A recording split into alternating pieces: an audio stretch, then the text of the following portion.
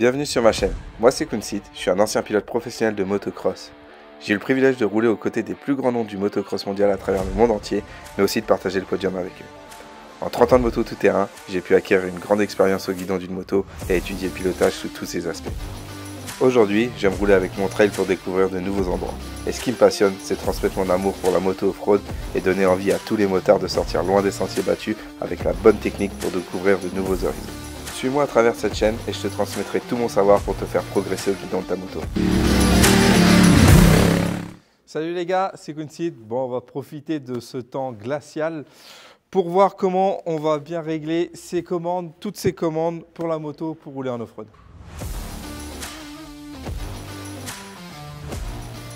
Alors la toute première des choses quand on monte sur une moto, ce qui nous donne souvent l'impression de bien-être ou de bon feeling sur la moto, c'est le guidon.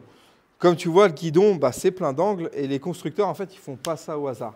Tu vois, j'ai vu plein de mecs rouler avec ou le guidon très en avant ou le guidon très en arrière et qui roulent parfois même pas en off-road, tu vois, un peu sur la route et qui se plaignent de douleurs articulaires ou musculaires.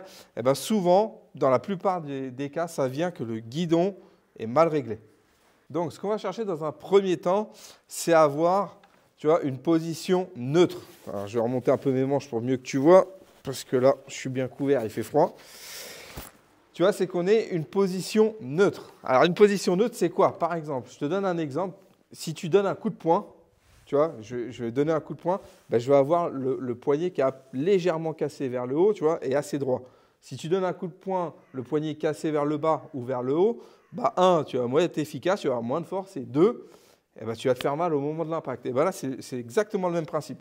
Quand tu es sur la moto, que ce soit debout ou assis, il faut que tu sois en position coup de poing. Et les angles du guidon, tu vois, si tu es extrêmement en avant ou extrêmement en arrière, le bout du guidon là, il va casser ton poignet, il va mettre, tu as quelques degrés, un angle différent au poignet, et c'est ce qui va te causer des douleurs à force de rouler. Donc, pour avoir une position neutre, en fait, ce qu'on va chercher à faire, tu vois, c'est cet angle de guidon qui remonte là, cette partie-là, on va chercher à l'aligner avec la fourche.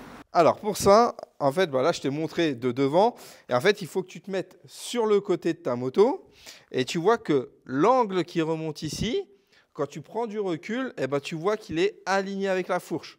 Là, tu dois le voir à la vidéo. D'accord ? Donc, c'est très important. Et en fait, ça va être ta position neutre. Donc, le guidon aligné avec la fourche.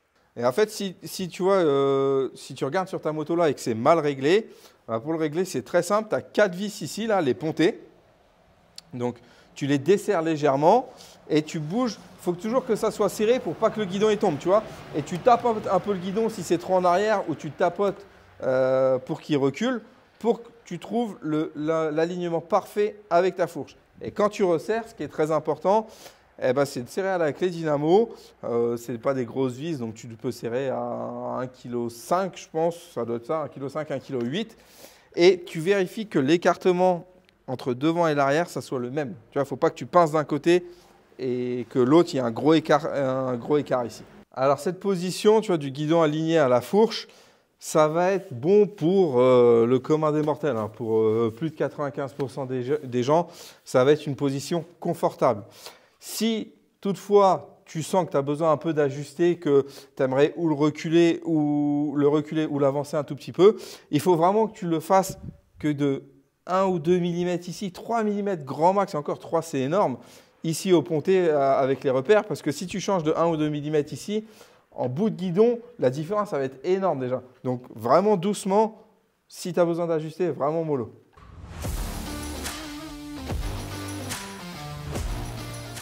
Ensuite, on va voir le réglage du frein avant.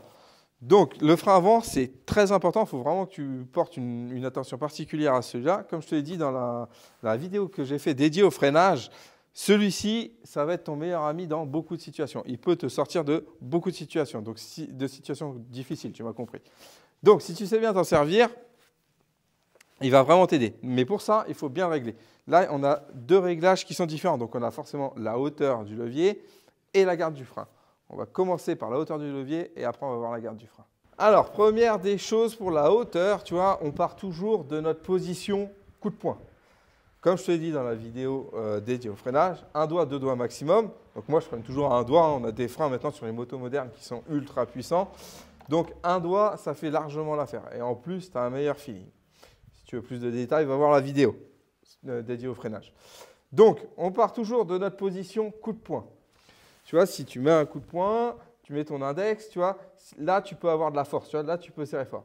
Si tu casses ton poignet trop vers le haut, bah, à un moment, tu vas sentir tes muscles des avant-bras qui sont tendus et tu as beaucoup moins de force. Et pareil, si tu mets le poignet cassé vers le bas, bah, tu n'auras pas de force pour freiner.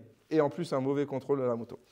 Donc, ce que tu fais, tu pars position coup de poing. Tu vois, tu as bien réglé ton guidon, donc tu es en position coup de poing.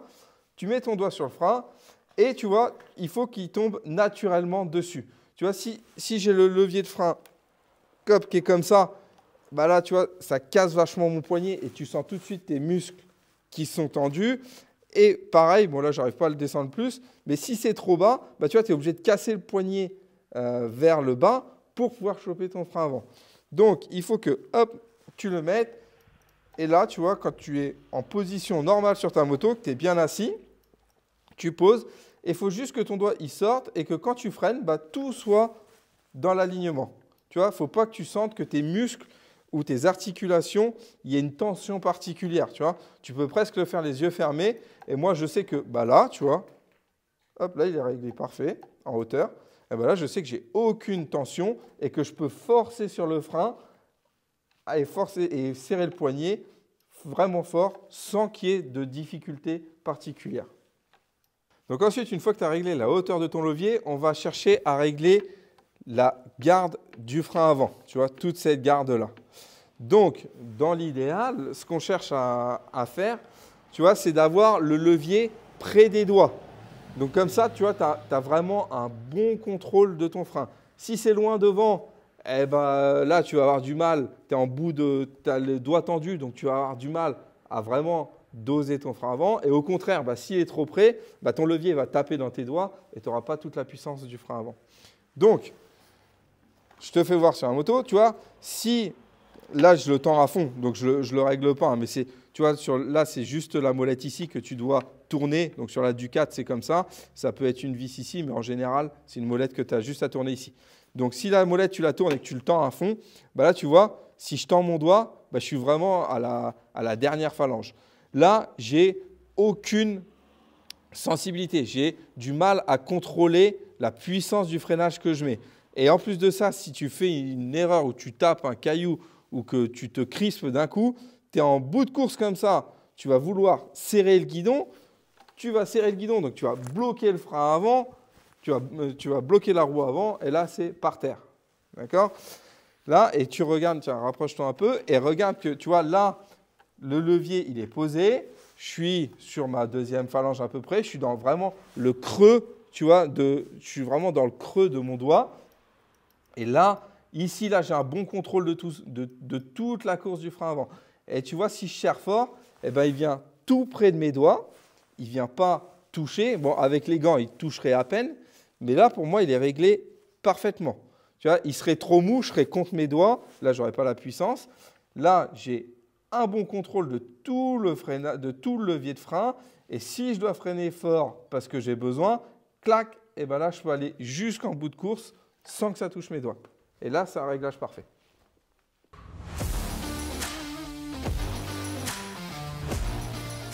Alors, après, pour l'embrayage, c'est un peu plus simple.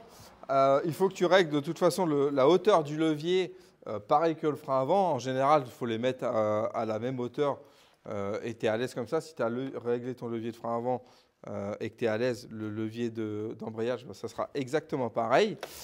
Après, pour la garde, là, il y a une règle. Il faut que le levier il ait 2-3 mm de jeu. Moi, par exemple, j'aime quand il est très tendu l'embrayage, donc je le tends assez. De toute façon, c'est un embrayage hydraulique sur la Ducat, donc il y a un rattrapage de garde.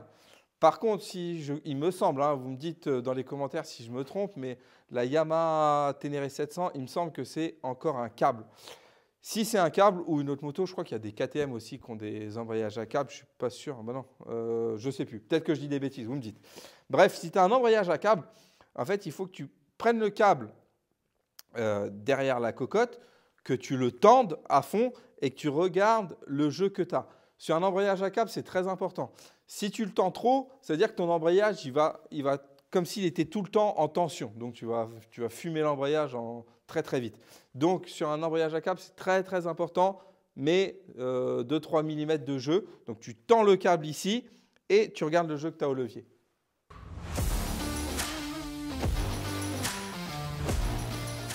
Alors ensuite, on va voir le sélecteur. En fait, le sélecteur, c'est assez simple, hein. Il faut juste que tu puisses passer la botte en dessous pour mettre la vitesse et rétrograder sans décoller le pied du repose-pied. Si tu dois commencer à lever le pied comme ça pour mettre la vitesse, ou si pour rétrograder, tu dois lever le talon du repose-pied pour attraper le sélecteur, c'est que c'est mal réglé. Ok? Donc tu vois, sur la Ducat, là, j'ai 2 positions. Donc position route, le plus bas position route et le plus haut position off-road. J'ai encore un réglage derrière, bon là tu vas pas pouvoir voir.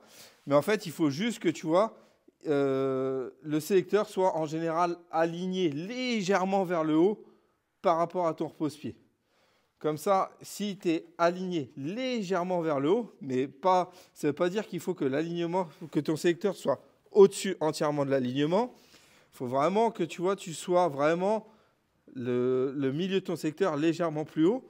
Et de cette façon-là, eh ben, en fait, tu pourras passer ta botte sous le sélecteur pour mettre la vitesse et rétrograder sans décoller le talon.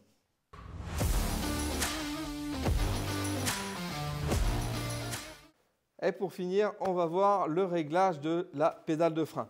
Donc, si tu as bien suivi la vidéo dédiée au freinage, tu sais que quand on freine en off-road, eh ben, on se recule légèrement. Donc, si ta pédale de frein arrière, elle est trop basse, eh ben là, tu n'arriveras pas à la choper. D'accord? Donc, le réglage, il va être important.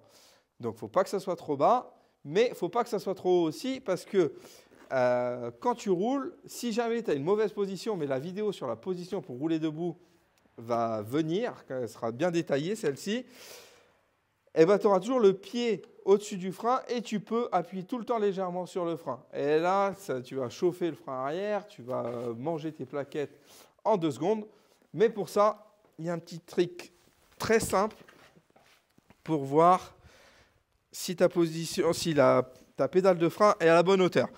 Alors en fait, ce qu'on cherche à faire, tu vois, tu prends une clé, une barre de fer, peu importe, tu la poses sur ton repose-pied et en fait, il faut que ta pédale de frein soit alignée à ton repose-pied. Tu vois, il faut que ce soit à peu près à la même hauteur. Là, là j'ai juste une clé un peu rudimentaire. Alors, tu vois, là, moi, en fait, j'aime bien que la pédale de frein soit légèrement plus haute que l'alignement de mon repose-pied. Il faut qu'au plus bas, pour moi, il faut qu'au plus bas, ta pédale de frein soit alignée au repose-pied.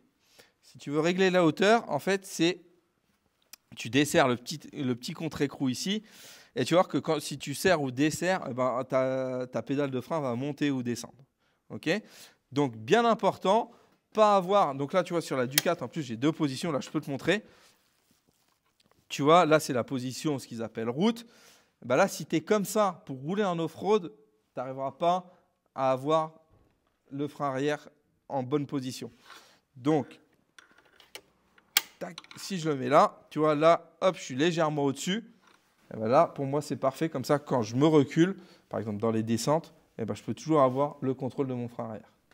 Donc voilà, profite de l'hiver, là, du temps qui caille à mort en ce moment, bah, pour porter un peu d'attention à tous ces réglages. Ça se trouve, ta moto, elle est déjà bien réglée et pas de souci. Ça se trouve, tu ne te sens pas à l'aise et tu ne sais pas par où commencer, tu ne sais pas quoi changer pour te sentir à l'aise. Donc, essaye un peu tout ça. Tu vas voir que si tu te sens plus à l'aise en off-road, eh ben, tu vas te permettre de faire un peu plus des choses que tu n'arrivais pas à faire. Peut-être que tu arriveras à les faire plus facilement. Parce que quand on est à l'aise, eh ben, on prend confiance et on fait un peu plus les choses. Si tu as des questions, posez-moi en commentaire. Tu peux liker et t'abonner à la chaîne parce que moi, ça m'aide énormément. Et puis en attendant la prochaine vidéo, bon ride à tous!